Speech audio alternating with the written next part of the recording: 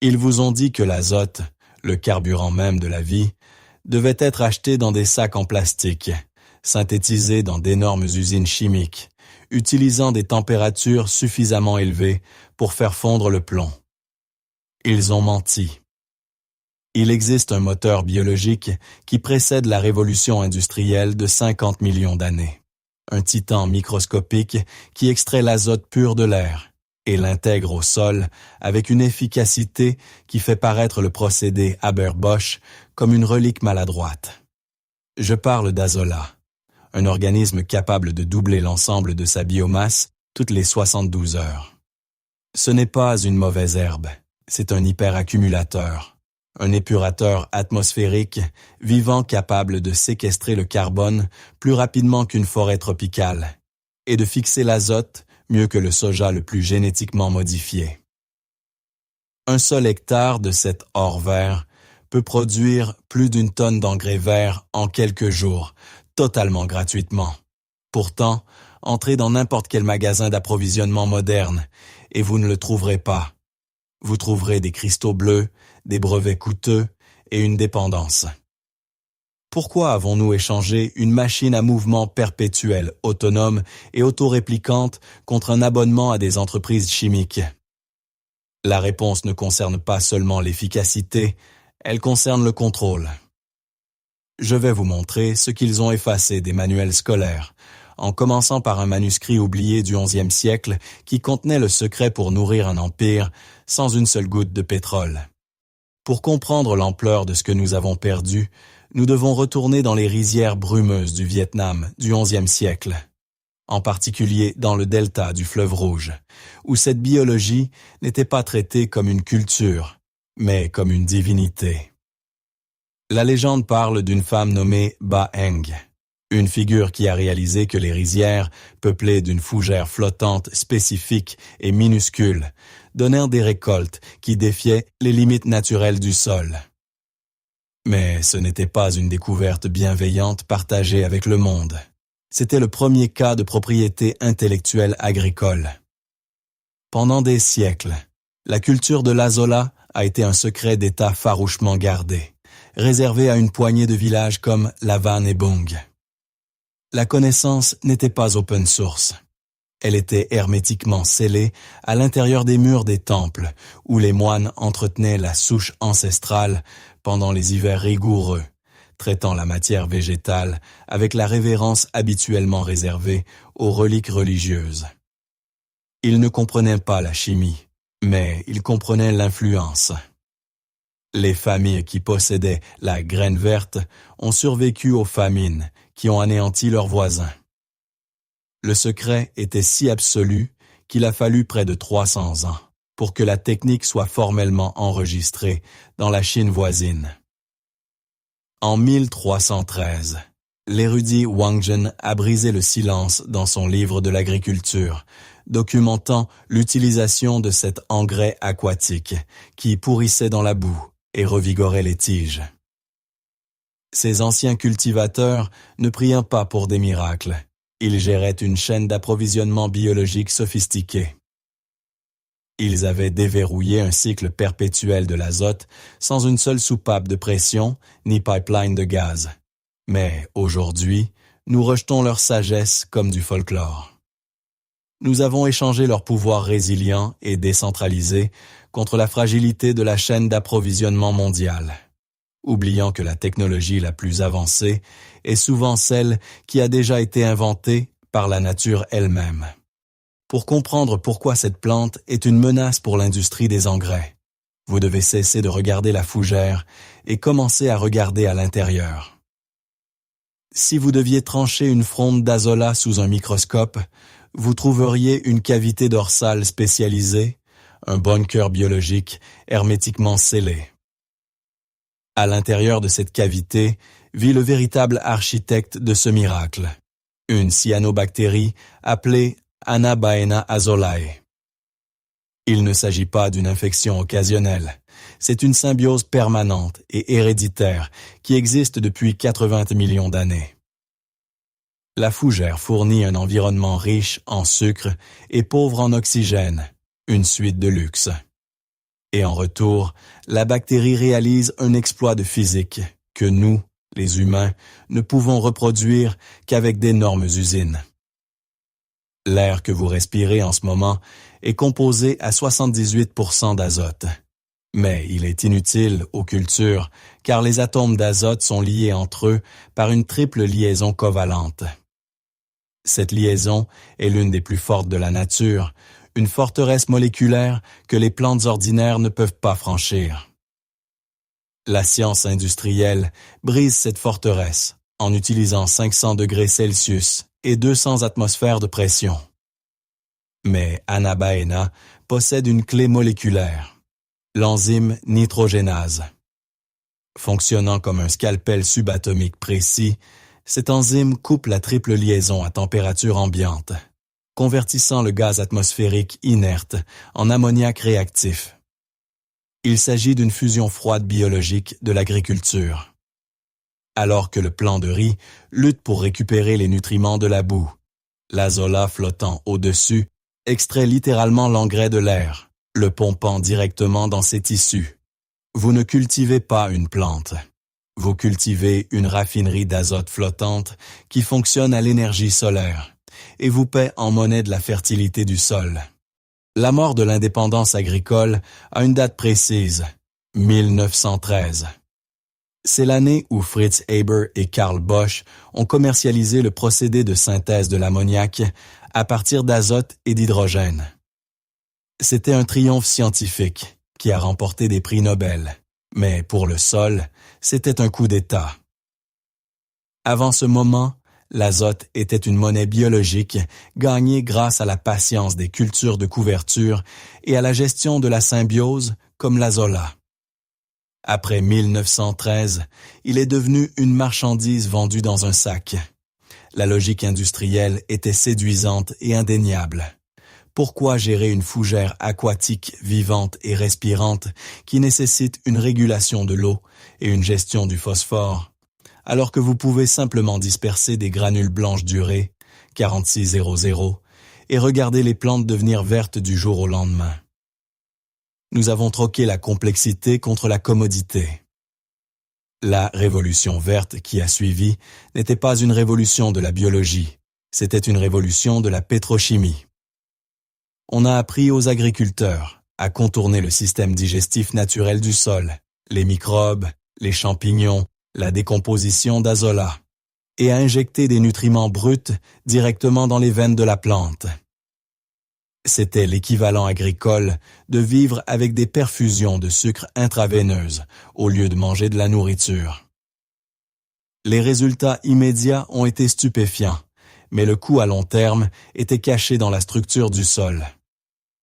Alors qu'Azola ajoute des tonnes de biomasse organique qui agit comme une éponge pour l'eau et une maison pour les vers de terre, les nitrates synthétiques acidifient le sol et brûlent la vie microbienne.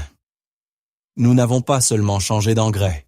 Nous sommes passés d'une économie circulaire à énergie solaire à une dépendance linéaire aux combustibles fossiles. Les entreprises ne nous ont pas seulement vendu un produit. Elles nous ont vendu une béquille si confortable que nous avons oublié comment marcher. Ne confondez pas cela avec de la nostalgie. Ce sont des données concrètes. L'Institut international de recherche sur le riz, le Vatican de la science du riz, a confirmé ce que les moines savaient il y a un millénaire. Leurs études révèlent qu'une culture robuste d'azola peut fixer entre 2 et 4 kg d'azote par hectare et par jour. Sur une saison de croissance standard, cela représente plus de 450 kg d'azote biologique par hectare, ce qui équivaut à l'application de près d'une tonne d'urée commerciale, mais sans le ruissellement toxique ni l'acidification du sol. Et la validation se fait de plus en plus forte. L'année dernière encore, en 2025, des essais approfondis sur le terrain dans la vallée du fleuve Sénégal ont brisé le scepticisme des agronomes modernes. Ils ont constaté que si les engrais chimiques produisaient un pic initial rapide, les champs traités à l'azola conservèrent leur fertilité des semaines plus longtemps, ce qui se traduisait par des rendements céréaliers statistiquement identiques ou supérieurs. Mais voici le clou du spectacle. L'azola n'est pas seulement un engrais, c'est une ressource protéiforme. Avec une teneur en protéines brutes de 20 à 30%, c'est un aliment de qualité supérieure pour le bétail, qui rivalise avec la luzerne. Les canards, les porcs et les poissons s'en gavent, transformant les déchets en viande. C'est un puits de carbone qui séquestre le CO2 avec une férocité qui fait rougir la plupart des plantes terrestres. Nous sommes en présence d'un organisme singulier qui résout simultanément 3 crises mondiales. La dégradation des sols, la sécurité alimentaire et les émissions de carbone. La science n'est plus un point d'interrogation, c'est un point d'exclamation que les lobbyistes de l'industrie tentent désespérément d'effacer. Vous ne faites pas que creuser un trou, vous construisez un réacteur biologique. Pour initier cette réaction, vous devez d'abord abandonner l'intuition des réservoirs d'eau profonde. L'azola est une espèce de surface, une créature de l'interface entre l'eau et le ciel. Elle exige une scène peu profonde, en maintenant une profondeur d'eau strictement comprise entre 5 et 10 cm. Plus profond, et vous diluez les nutriments au-delà de la portée des racines pendantes. Moins profond, et l'eau chauffe à des températures mortelles, cuisant la structure protéique de la fougère. L'eau doit être calme, mais pas stagnante. Le vent est l'ennemi ici, car il pousse les délicates frondes en tas qui pourrissent et s'étouffent, de sorte que les brise-vents naturels ou les digues sont des exigences d'ingénierie essentielles. Une fois la scène prête, vous introduisez le catalyseur. Contrairement au maïs ou au blé, il n'y a pas de semences dans un paquet. Vous avez besoin de biomasse vivante, la culture de démarrage. Vous devez inoculer votre réacteur avec de l'azola fraîche, à une densité d'environ 500 grammes par mètre carré.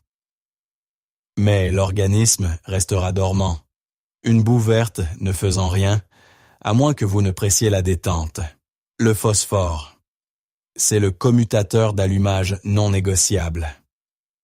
Alors que le symbionte Anabaena tire l'azote de l'air gratuitement, il exige du phosphore comme frais de transaction pour alimenter sa machinerie enzymatique. Vous devez appliquer des doses fractionnées de superphosphate ou de fumier animal organique, soit environ 1 à 2 kg de P, 2O5 par hectare chaque semaine. Sans cet apport, la fougère devient d'un violet maladif et la fixation de l'azote s'arrête immédiatement. Vous construisez une batterie. L'eau est l'électrolyte, le soleil est le chargeur et le phosphore est le connecteur qui permet à l'énergie de circuler. Une fois le réacteur critique, vous êtes confronté à un nouveau problème, les mathématiques exponentielles. L'azola ne se contente pas de pousser, elle explose. Dans des conditions optimales de 25 à 30 degrés Celsius, la biomasse double toutes les 72 heures. C'est la règle du doublement qui prend les novices au dépourvu. Si vous laissez la couche devenir trop dense, plus de 2 kg par mètre carré, les couches de fougère s'empilent les unes sur les autres. Les couches inférieures sont privées de lumière, meurent et commencent à pourrir, libérant des sulfures qui empoisonnent toute la colonie. Vous devez devenir un prédateur impitoyable de votre propre culture. Vous devez récolter au moins 50% de la biomasse tous les 5 à 7 jours. Si vous manquez une semaine, vous ne perdez pas seulement du rendement, vous faites planter le système. Mais vous n'êtes pas le seul à avoir faim de cette protéine. Le parfum de l'azola est une sonnette d'alarme pour les larves de nymphula et divers escargots aquatiques. Ils peuvent en dénuder un étang en 2 nuits. C'est là que vous devez résister aux réflexes industriels. N'aspergez pas de pesticides de synthèse comme le carbofurane.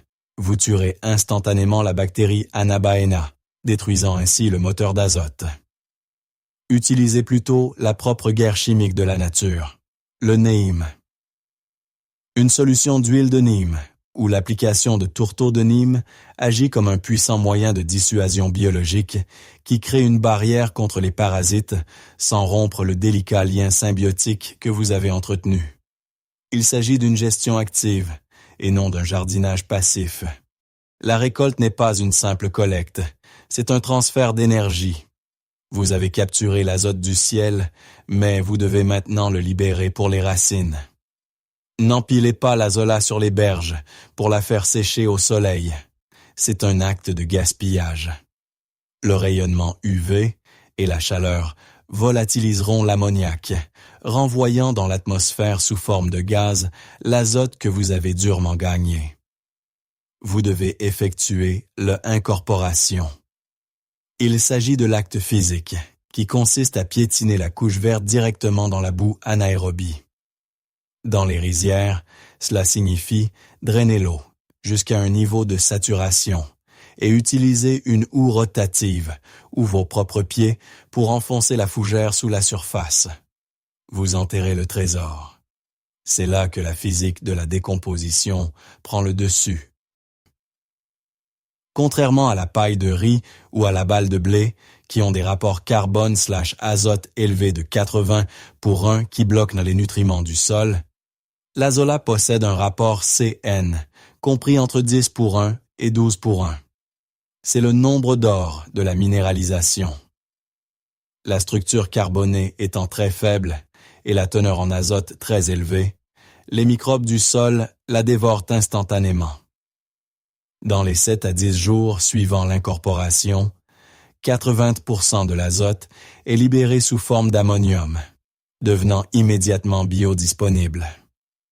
Si vous programmez cette incorporation pour qu'elle coïncide avec le stade de tallage critique de votre culture, vous donnez essentiellement à la plante une injection précise et à forte dose de protéines, exactement au moment où son moteur métabolique l'exige. Vous n'attendez pas des mois pour le compost. Vous voyez les résultats en temps réel. Nous sommes à un carrefour décisif. D'un côté se trouve le chemin séduisant et pratique de l'agriculture industrielle, un chemin pavé de cristaux bleus, de semences brevetées et d'une dépendance au sol qui exige des doses toujours plus fortes pour maintenir le statu quo. C'est un système explicitement conçu pour faire de vous un consommateur d'abord et un cultivateur ensuite. De l'autre côté se trouve le chemin de l'azola, le chemin de l'insurgé biologique. C'est compliqué, cela demande des connaissances et exige que vous prêtiez attention au rythme subtil du vent et de l'eau. Mais il offre quelque chose qu'aucun sac d'engrais ne pourra jamais fournir, la souveraineté. Lorsque vous cultivez cette fougère, vous ne faites pas que cultiver de l'azote. Vous cultivez votre indépendance. Vous sortez d'une chaîne d'approvisionnement qui s'étend sur les océans et vous entrez dans un cycle qui se déroule dans votre propre jardin. La science est irréfutable. L'histoire est validée. Le plan est maintenant entre vos mains. La question n'est plus « est-ce que ça marche ?» La question est « avez-vous le courage de vous détourner du comptoir et de regarder dans les temps ?» La révolution ne sera pas télévisée, elle sera cultivée.